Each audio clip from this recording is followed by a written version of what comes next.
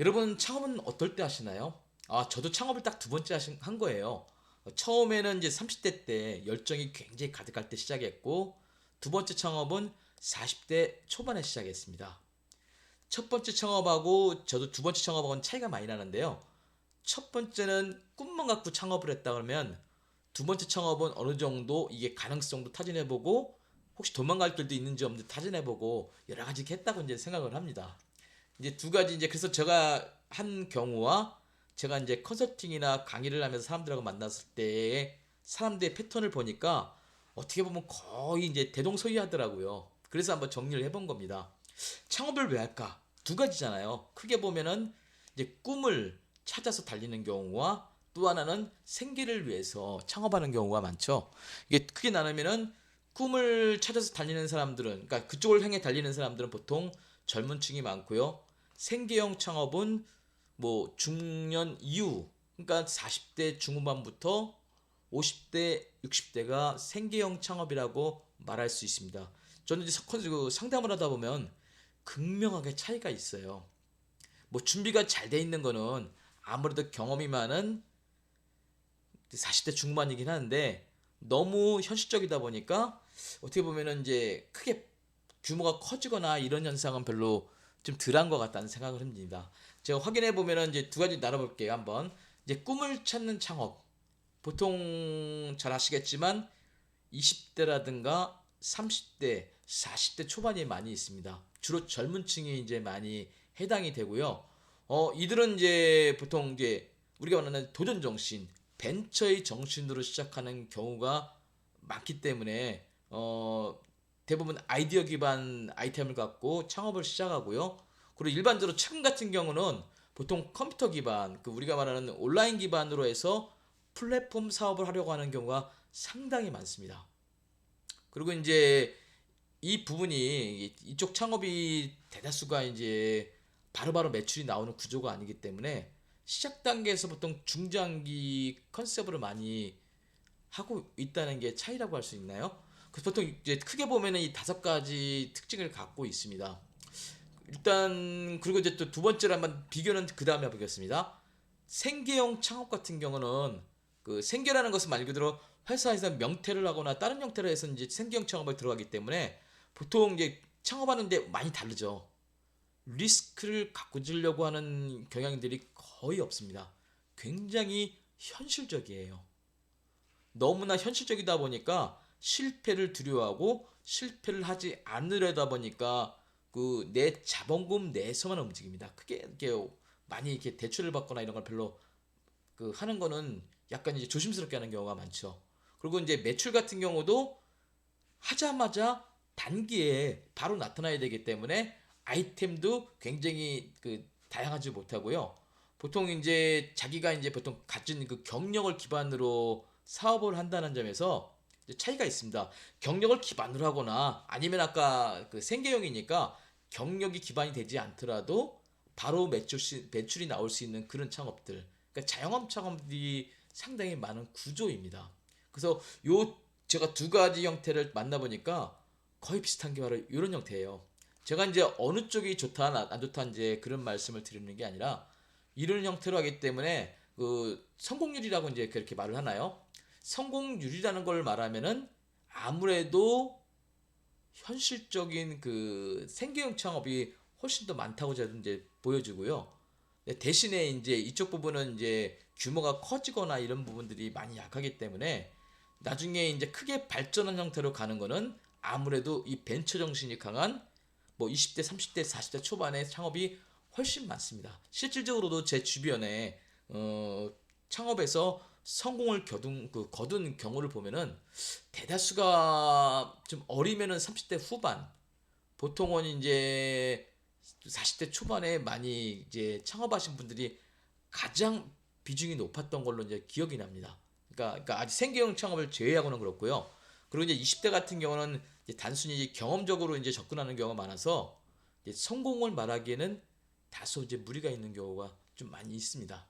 그래서 저희가 이제 유형들별로 보면 이렇게 차이가 있다는 말씀을 드립니다. 그러면 이제 창업 유형에 대한 얘기를 한번 해볼까요? 크게 보면은 그냥 우리가 말하는 프리랜서형 창업이 좀 있고요. 두 번째 한 단계 더 발전하면 개인 사업자, 그리고 여기서 더 발전하면 이제 법인 사업자라고 이제 크게 세 가지를 나눌 수 있는데요. 프리랜서 같은 경우는 저희가 이제 왜 하나 했더니 대부분 이제 그 세금 부분을 이렇게 걱정하시는 분들이 많이 해요. 뭐 디자인 하시는 분도 있고요. 그리고 프로그램을 개발하시는 분들도 되게 많고요. 보통 이제 이런 분들은 저희가 뭐 볼 때 뭐 사업자 등록을 내지 않고 경험을 좀 어느 정도 해본 다음에 그다음에 창업에 뛰어드는 경우가 상당히 많습니다. 그래서 보통 업무 대행을 하거나 뭐 파견 업무 하는 경우가 많은데 이제 이런 건 이제 창업이라고 하기엔 참 애매하긴 한데 이런 분들이 좀 많이 좀 있었고요. 가급적 이제 젊은 층들이 많이 있죠. 개인 사업자는 이제 우리가 가장 많이 나타나는 일반적인 유형이에요. 그래서 이제 이건 이제 되게 편해요. 이건 왜 개인 사업자들은 하시는 분들이 일단은 그 어느 그 법의 형식에 구애받지 않으려고 하는 분들이 되게 많기 때문에 개인 사업자를 하신다고 이제 보고요. 그다음 이제 법인 사업자는 우리가 말하는 일반적인 이제 정상적인 벤처 기업이라든가 일반 제조업 같은 경우 창업하시는 분들이 이제 많이 설립하는데요. 이제 차이가 크게 차이를 보면은 뭐냐면 법인 사업자를 하신 분들은 일단 투자를 받는 거에 대해서 굉장히 이제 민감하게 보이더라고요. 그러니까 그런 부분에 대해서 관심들도 많아요. 그래서 이제 법인 등기하고 자본금 입금하고 법인 통장에서 전체적으로 이제 투명하게 그 매출이라든가 이런 부분이 투명하게 나타나기 때문에 이런 이제 투자 유치를 중심으로 해서 많이 그 활동을 합니다. 그래서 이제 크게 보면은 이제 이런 형태가 많고요. 저는 이제 이 개인 사업자하고 법인 사업자를 이제 컨설팅을 많이 다녔는데 그 나이로 이제 분류하기 참 애매한데 그 20대나 30대 초반과 50대부터 그 50대 이후부터는 개인 사업자 비율이 굉장히 높았고요. 우리가 말하는 아까 30대 후반에서 40대 초반 중반 정도는 법인 사업자 창업 비중이 상당히 높았습니다. 참 이거 여러 가지 이제 제가 이제 투자 때문에 이제 말씀드렸잖아요. 목적 자체가 투자를 받아서 회사를 키운다. 뭐 이런 것 때문에 그렇고요. 일단 이제 요거 외에 이제 만약에 매출이 발생했을 경우 그 세금 관계가 있잖아요.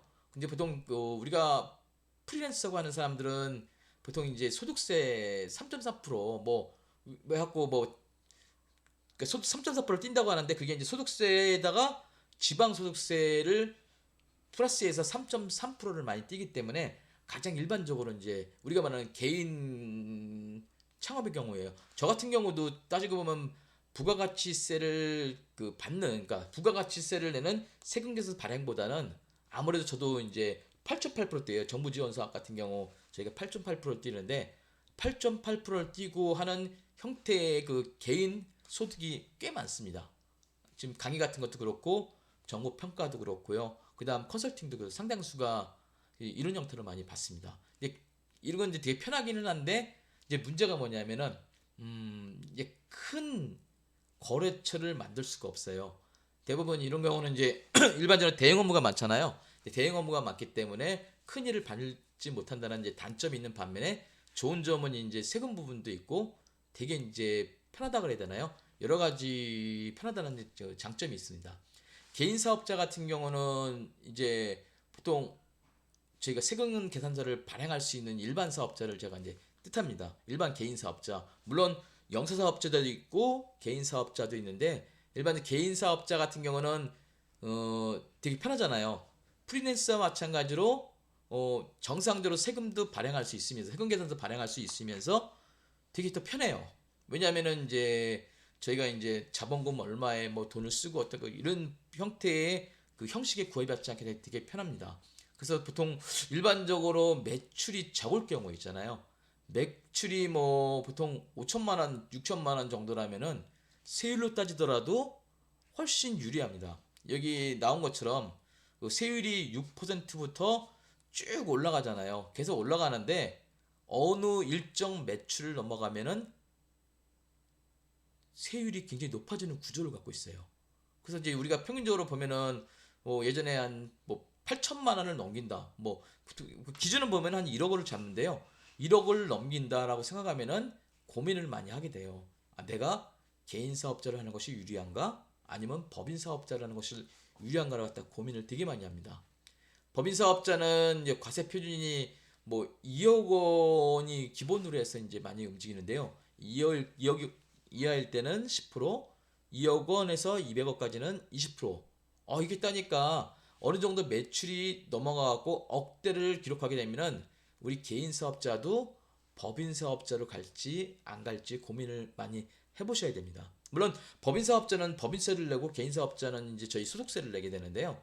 이제 가장 중요한 건 뭐냐면 두 가지 있어요. 뭐 세율도 중요하지만 내가 운영할 수 있느냐 없느냐 이런 부분 때문에 개인 사업자를 할지 법인 사업자를 할지 고민하는 경우도 많습니다. 그 세율이 전부인 건 아니라는 생각이 듭니다. 아무튼 이제 저희가 이제 이거는 이제 세금까지 얘기였고요. 그 창업이 어려운 게 뭘까요? 창업이 어려운 거는 사실 이게 연습이 아니잖아요. 저희 실제로 창업을 하게 되면은 여러 가지 닥치는 경우가 너무 많아요. 그 어려움이라는 것은 단순히 상상을 할 수가 없는 부분이 굉장히 많습니다. 이거는 이제 연습 삼아 되는 것도 아니고 뭐 저럴 것이다 라고 객관적으로 바라보는 시각으로 해서 이해할 수 있는 부분도 아니에요. 저희가 이제 일반적으로 창업을 하게 되면은 그 매출이 발생하기까지 많은 시간이 걸립니다. 뭐 아까 말씀드린 자영업 같은 경우는 바로 매출이 발생할 수 있는 구조지만 성장에 한계가 있고 매출 발생의 그 금액 같은 게 그 한계가 있어요. 왜냐면 진입 장벽이 너무 낮으니까 경쟁이 치열하고 경쟁이 치열한 만큼 또 수익 구조가 나오질 않습니다. 대부분 이쪽에 몰려 있기 때문에 그렇습니다. 그리고 이제 보통 일반적으로 이제 개인 사업자, 법인 사업자 쭉 나오는데요. 일반 개인 사업자 같은 경우도 아까처럼 제가 법인보다는 신뢰 기반이 좀 약하다 그랬잖아요. 투명성이 떨어지기 때문에. 그래서 매출을 발생시키는데 한계가 있어요. 대신에 1인 기업이 하기에는 굉장히 좋죠. 그래서 이제 각각 특성이 있는데요. 저희 이제 프리랜서든 개인 사업자든 아니면 법인 사업자든 공통적으로 가장 어려운 건 언제냐면 매출이 일정 기간 동안 계속 나오지 않을 때 멘탈이 가출된다는 거죠. 가출해버리는 거예요. 왜냐하면은 이거는 저희가 이제 어떻게 말을 하고 이제 뭐 이렇다 하라고 말하면 공감은 할 수 있대 실질적으로 와닿지 않습니다. 해보자는 몰라요. 가장 어려운 게 그거예요. 여러분들 주식 같은 게 투자해 보셨잖아요. 근데 가상으로 주식 투자를 하면은 대부분 이익이 나는데 이상하게 왜 내 돈에서 주식 투자를 하게 되면은 손실이 발생합니다. 이게 왜 그럴까요? 딴 거 없어요. 이건 멘탈에 대한 부분이 많습니다. 왜냐면 가상으로 그냥 뭐 주식 투자를 하면은 사실 부담이 없거든요. 부담이 없기 때문에 되게 도전정신으로 그냥 막 내들릴 수 있지만 그게 실질적으로 뭐 대출을 받았던 아니면 저금을 했던 어떤 형식이든지 그 피 같은 돈이 만약에 이 주식으로 갔는데 손실이 발생할 경우 견디지를 못하거든요. 그런 같은 형태입니다. 창업도 마찬가지예요. 일정 기간 이제 자본금을 갖고 이제 시작하는 형태이기 때문에 매출이 나오지 않을 경우 그 멘탈이 되게 많이 흔들려요. 그래서 제가 이제 한번 경험한 거 보면 저도 이제 1인 창조기업이라는 그 이명박 정부 시절에 그 지원 사업을 통해서 창업을 했는데요. 가장 어려운 거 저도 이거였지만 이 주변 그 창조기업 센터에 되게 많은 그 1인 창조기업 그 기업주들이 많이 들어올 거 아닙니까? 그들 상당수가 이걸 이기지 못해요. 언제 많이 오냐면은 상당수가 이제 보통 1년 전후로 해서 매출이 발생하지 않을 때 뭐 자본금도 떨어지고 뭐 대출도 받아야 되고 뭐 여러 가지 현상들이 발생하거든요. 이때 이제 고민들을 하게 됩니다. 내가 폐업을 할까? 아니면 딴 데 취업을 할까? 재취업을 할까? 여러 가지 고민을 하는데요. 상당수 분들이 이때 이제 폐업을 하고 재취업을 택한 경우가 많았습니다. 그거는 뭐 저희 어쩔 수 없어요. 저도 이제 기억나는 게 그 10명이 제가 있었는데 10명 중에서 지금 기억나는 분이 딱 두 분밖에 없고 그 나머지 분들은 미리 포기하고 다 재취업이든지 아니면 다른 부분으로 해서 다 가셨습니다. 근데 그게 바로 이제 아까 말씀드린 도저히 정신적으로 멘탈이 이제 견디지 못했던 부분이라고 합니다.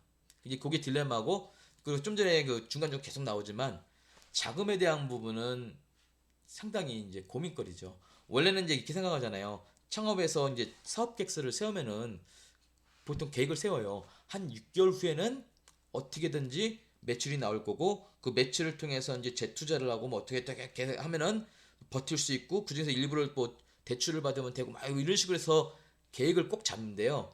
그 사업 계획서가 안 맞습니다. 뭐 어떻게 보면 안 맞는 게 당연하죠. 맞으면은 신이죠. 근데 거기서 이제 거의 확실한 게 뭐냐면 자금은 언제나 부족하죠. 근데 그 부족한 거를 채울 수 있는 부분이 없어요. 왜냐면 뭐 작은 기업이 그 받을 수 있는 돈이라고 해야 되나요? 이 대출 받을 수 있는 돈이 한계가 있습니다. 부동산 대출이 아니고 신용 대출 경우 보통 이제 5천만 원에서 만약에 그 아이템이 좀 좋다고 할 때 한 8천에서 1억 정도. 정말 혁신적인 아이템일 때 억대로 나올 수 있는데요. 그게 실질적으로 나한테 받을 수 있는 건 아니잖아요. 기본적으로 받을 수 있는 거는 몇 천만 원 단위밖에 되지 않습니다. 그래서 항상 그 자금은 부족하게 있다는 게 문제고요.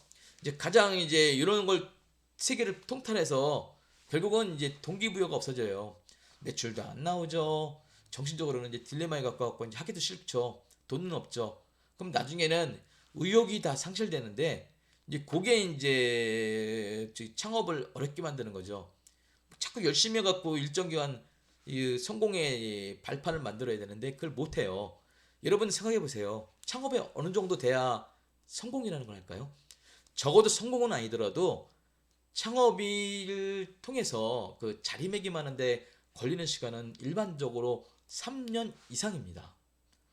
이게 혁신적인 아이템이고 만들자마자 대박을 치는 경우를 제외하고는 대부분이 3년 정도가 돼야 그 안정이라고 해야 되나요? 매출은 그 전에 발생하겠지만 그 매출을 통해서 뭐 인건비든 뭐든 이 경비들 다 사용하고 나한테 작은 금액이라도 집에 갈 수 있는 정도가 되려 그러면 제가 볼 때는 2년에서 3년 정도 걸리고 늦으면 3년이 넘을 수가 있어요. 특히 벤처기업 같은 경우요. 이거가 이제 발생되지 않기 때문에 사실 이 창업 자체가요. 굉장히 어려운 길입니다. 그 딜레마를 풀어야지 뭐 성공을 한다기보다 견뎌내 갖고 어느 정도 성공의 이제 기반을 만들 수가 있다는 겁니다. 이제 그거 이제 참고하시기 바라고요. 자, 그러면은 제가 이제 자꾸 나쁜 얘기만 하는데요. 창업이 어려운 거 맞습니다. 어려운 거 맞는데 반드시 이제 마음가짐이라는 게 또 필요하잖아요. 그래서 이제 그거를 한번 다시 한번 되새겨 보시라고 한번 말씀드리겠습니다. 그다음 이제 가장 이제 말씀드리는 게 뭐냐면 제가 이제 여기 지금 정리를 7가지를 해왔어요. 자기 자신을 통제할 수 있다는 자만심을 버릴 것. 이거 무슨 말일까요?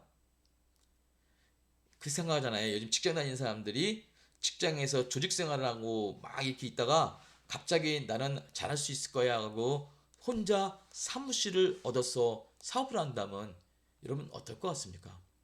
물론 잘하시는 분들도 일부가 있겠지만 대부분의 분들은 아까 말씀드린 것처럼 멘탈이 날아갑니다. 멘탈이 가출되기 때문에 보통 이제 깨져요. 자기의 뭐 그동안 9시 출근해서 6시 퇴근하는 그런 것도 다 깨져버리고 모든 생활의 리듬이 깨져갖고 견디지 못하는 경우가 많습니다. 그래서 보통 창업을 하더라도 전 그렇게 말씀드리고 싶어요. 일정 기간은 조직생활과 비슷한 곳 있잖아요. 아까처럼 뭐 어느 센터 뭐 지자체도 많이 지원하잖아요. 그래서 이제 규제를 받아야 돼요. 내가 내 돈 내고 창업을 했더라 그래도 제3자가 나한테 통제를 막 하는 거예요. 아니 왜 나왔으면 좀 제대로 해라 뭘 해라 막 이런 것처럼 통제를 하거나 아니면 심리적으로 압박받는 구조 있잖아요. 괜히 뭐 남의 눈치도 봐야 되고 내가 여기서 떠나면 안 될 것 같고 뭐 이런 것들 있죠. 이런 곳이 있는 곳에서 창업하는 것이 훨씬 좋다는 얘기입니다. 그리고 이제 집과 사무실은 구분할 것. 이게 참 어려운 얘기예요. 보통 이제 창업을 하시면은 집에서 하는 경우가 굉장히 많은데요. 사실상 집에서 처음부터 시작을 하게 되면은 거의 이제 제가 말씀드리지만 이 정신을 내가 이제 통제할 수가 없어요. 그렇기 때문에 가급적 아까처럼 그 사무실 얘기했잖아요. 외부에 조직이 있는 걸 얘기했지만 그걸 떠나서라도 집과 사무실은 피해 있어야 됩니다. 집은 휴식 공간이에요. 사무실은 일하는 공간입니다. 통제가 안 되는 상태에서 요거를 지키기 위해서는 이제 외부로 나갈 필요가 있어요. 그래야지 여러분들 월이 아니라 주 단위로 60시간, 70시간을 일할 수 있거든요. 그 정도 각오가 될 수가 있습니다. 그리고 이제 아까 자본금 얘기를 열심히 얘기했는데요.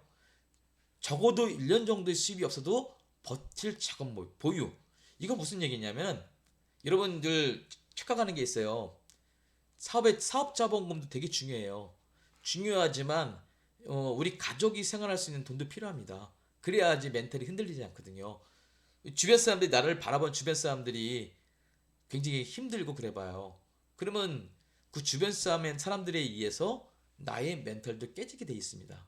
그래서 저희 이제 전체적으로 편하게 하려 그러면 적어도 일정 부분의 생활비와 그 사업 자금 두 개가 다 있어야 된다는 거죠. 그걸 갖고 우리는 이제 그 개인 자본금이라고 생각하셔야 돼요. 그래야지 버틸 수 있습니다. 그리고 이제 1년 넘어서도 아무렇지 않게 나가다가 그 다음에 부족한 부분을 그 이후에 대출을 받거나 뭐 그런 형태로 가야지. 그렇지 않으면은 시작 자체부터 무너지는 겁니다. 그런 이제 평정심 얘기는 뭐 당연하고요. 추진력도 중요하지만 이 멘탈 얘기 자꾸만 하잖아요. 평정심이 제일 중요합니다. 그리고 이제 아까 말씀드린 것처럼 시장에서 내 상품이 잘 팔려서 어느 정도 매출이 발생해서 이제 소득이 얻기까지는 수년의 시간이 소요됨을 인지를 하셔야 돼요. 근데 이걸 인지하지 않으면 계속 스트레스 속에서 견디지 못합니다.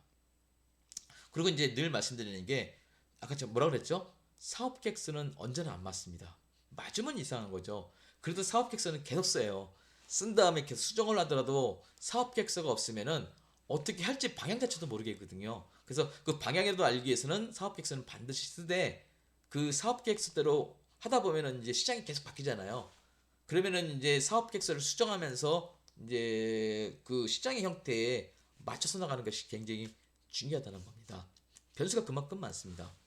그리고 이제 그 뭐 제 입장에서 보면 가장 많이 말할 수 있는 게 아무리 좋은 상품을 만들어도 소비자가 모르면 안 팔린다는 거죠.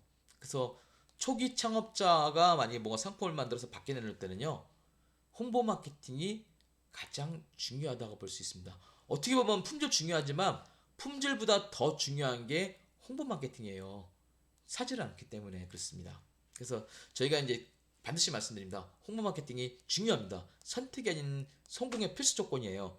그 이건 뭘 얘기하냐면 홍보 마케팅 비용도 마케팅 비용이잖아요. 그래서 이제 이게 본인의 만약에 능력이 홍보할 수 있는 기반들이 있고 그 기반을 통해서 만약에 창업을 했다 그러면 좀 괜찮아요. 여러분들이 크리에이터 뭐 요즘 말하는 인플루언서 이런 정도의 유명한 사람 같으면은 훨씬 유리하잖아요. 사업을 해도 그렇지 않고 조용하게 있던 분이 갑자기 창업을 하게 되면은 이 홍보 때문에 고심하는 경우가 많습니다. 제가 이제 외부에 이제 컨설팅 가면 상품도 잘 만들고 컨셉도 있고 이런 경우도 굉장히 많이 봤는데 그분들마저 거의 팔지를 못합니다. 못하는 이유 중에 하나가 바로 그거예요. 물건만 만들어 놓고 어디에서 팔면 될까?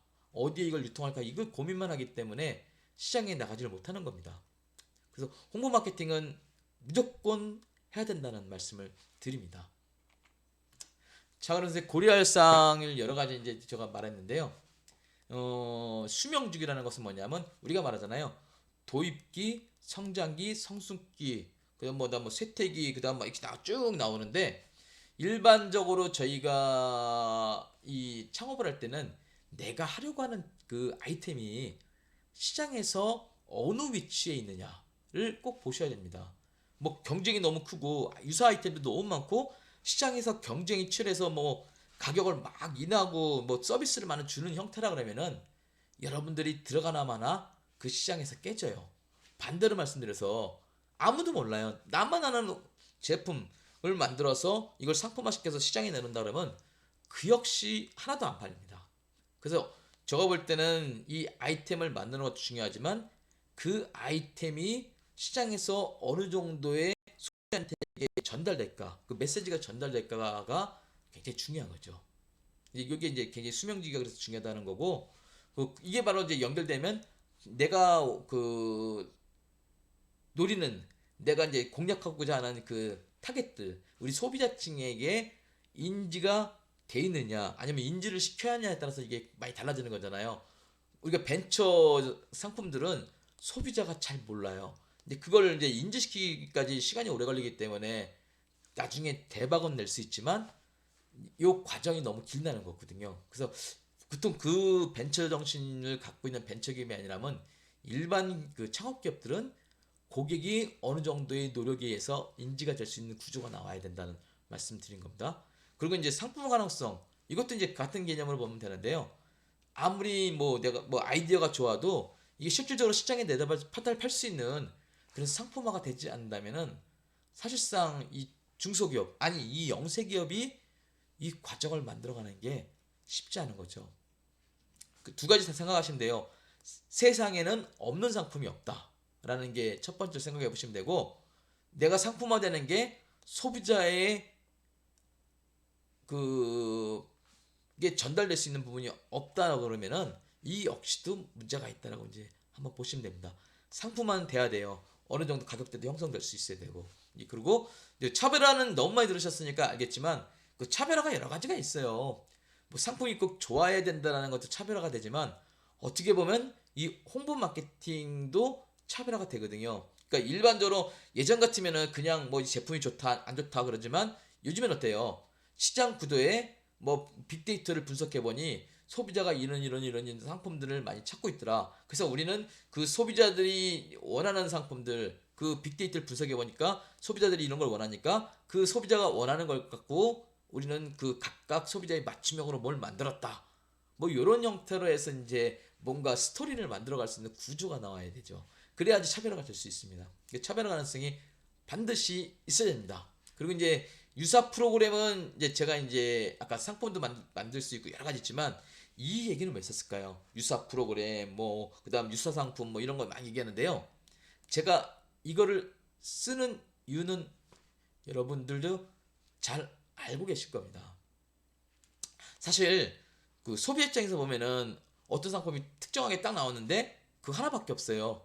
그러면은 의심을 하게 됩니다. 내가 이걸 사도 되나 안 되나 하는 의심을 갖게 됩니다. 유사 프로그램, 유사 제품이 있으면 뭐가 생기죠? 비교가 되잖아요. 그러니까 여러 개를 통해서 나는 이걸 비교했을 때, 아, 이런 형태보단 이런 형태가 더 좋더라고 해서 선택을 하게 되면은 만족도가 굉장히 올라가죠. 그래서 이 상품은 단독 상품보다는 여러 상품이 있어야 되고 그 여러 상품 중에서 내 상품이 차별화가 되어 있는 것이 시장에서 팔릴 수 있는 아이템이라고 보는 겁니다. 물론 저한테 그렇게 말씀하고 싶죠. 말로만 던지니까 다 쉬운 거다. 저 역시 이 과정을 다 거쳐왔습니다. 27년 동안 이제 사회생활을 했는데 그냥 나온 게 아니에요. 그 거쳐왔고 거친 걸 통해서 이제 어떨 때는 이제 온라인 마케팅 사업도 해보고 지금은 이제 컨설팅하고 강의를 하는데요. 그 역시 이러한 과정을 거쳐서 저한테 가장 잘 맞는 아이템을 택한 경우라고 보시면 될 겁니다. 자, 오늘은 이제 간략하게 창업에 대해서 이제 개요에 대해서 설명을 했습니다. 다음에는 만약에 이제 기회가 된다면 이런 일반적인 아니 이 보편적인 얘기 말고 세부적인 내용을 갖고 다시 한번 찾아뵙도록 하겠습니다.